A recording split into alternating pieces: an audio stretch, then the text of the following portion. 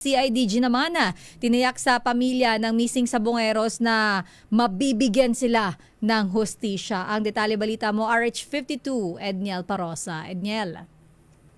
Lakay at Sister L, siniguro ng Criminal Investigation and Detection Group ng Philippine National Police na may hahati dito ang hustisya sa kaso ng mga nawawalang sabongero. Sinabihan ni CIDG Director Police Brigadier General Romeo Macapas matapos muling dumulog sa kanilang tanggapan ng pamilya ng mga missing sabongero.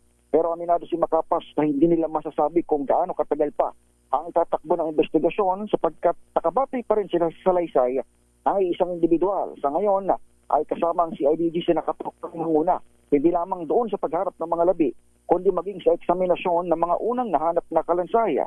Kahapon kinumpirma sa DZRH News ni Calabarzon Police Director, Police Brigadier General Jackie Wangki o Jack Wangki na natagpuan itong skeletal remains sa tabi ng Taal kung saan sinasabing itinapon ng mga biktima. Galing umano mismo ang impormasyon sa isiniwalat sa pulisya ni alias Totoy o Julie Patidongan.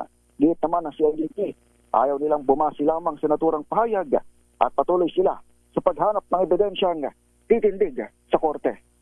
Ito si Edniel Parosa, nag-uulat para sa DZRH. Una sa Pilipinas, una sa Pilipino. Maraming salamat, Edniel Parosa.